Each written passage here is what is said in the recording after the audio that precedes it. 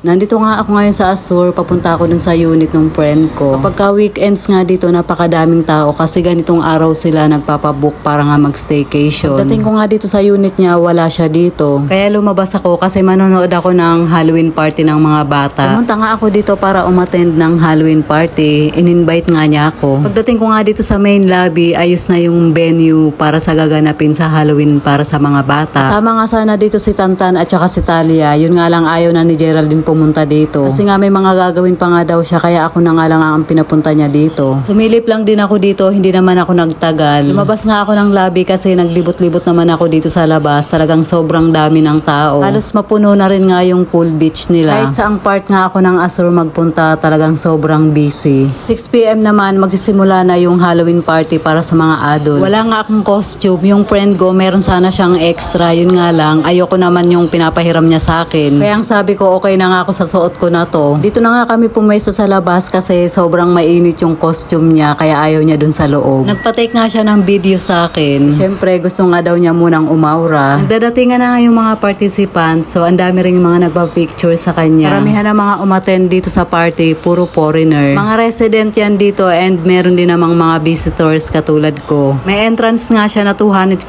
pesos, then meron ng libreng sunmig light. Pero isang piraso lang din naman yun, then afternoon o order ka na lang kung ano yung mga gusto mong kainin. 6 PM talaga yung simula ng party, kaya lang talagang Filipino time, yung iba nagdatingan na mga 8:30. 8:30 nga na occupied lahat ng table dun sa loob. Yung best in costume nga dito, mananalo ng 10,000. Kaya to the effort din talaga yung friend ko. Yung team ng party na to is Hollywood character. Tamang-tama lang din naman kasi halos puro foreigner yung mga umattend.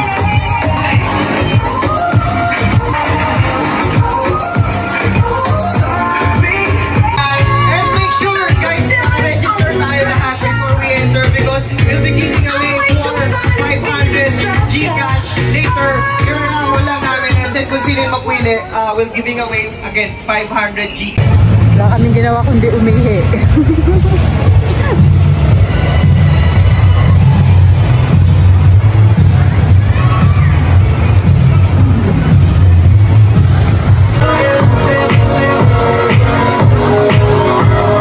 Around 10 PM, nakapili na sila ng best in costume. The best in costume 10,000 peso prize is Angel of Death. Thank you so much everyone for being such a good sport. Now it's time to party.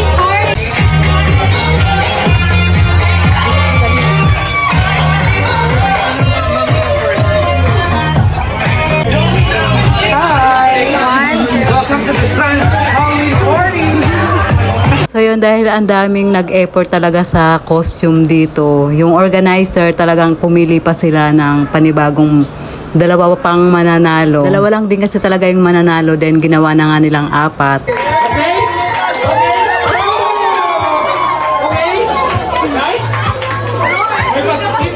May pa-split ba? Si Gio. Okay, narinig nyo, Miss Karen? Yes. Okay, next, si Ma'am Barbie. Yes? Barbie. From what hour and what's her name?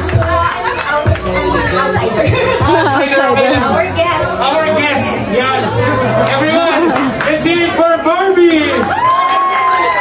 Mga boys doon.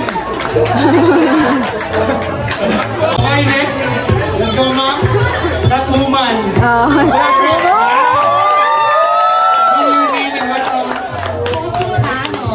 For Positano, marami akong kilala sa Positano.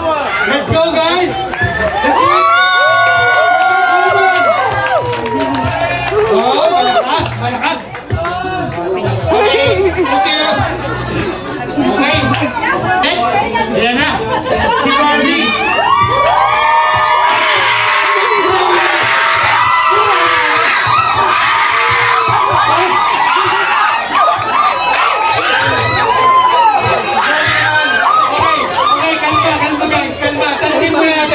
What's your name? Barbie!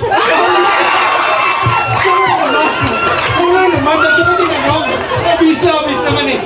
Once again guys, let's hear it for Barbie! Okay.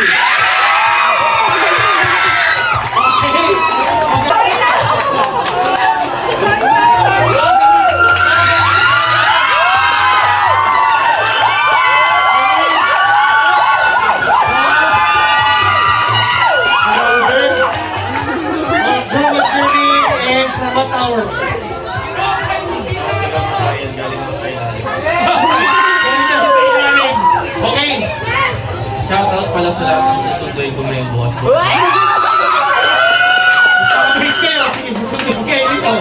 Pero bro, hindi mo ako masusundo. Wala akong matayan ha. Baka nakakalimutan ko.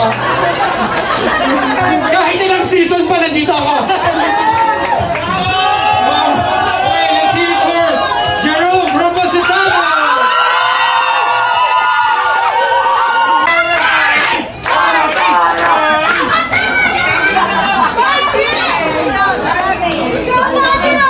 Pagkatapos nga makapili ng best in costume yung mga organizer, nagpalit na nga siya ng damit kasi sobrang init na rin talaga siya. Natapos nga yung party na to ng 12:30 AM. So yun na guys, hanggang dito na po yung ating video for today. Maraming salamat po sa inyong panonood. Mag-iingat po kayo palagi. God bless and babush!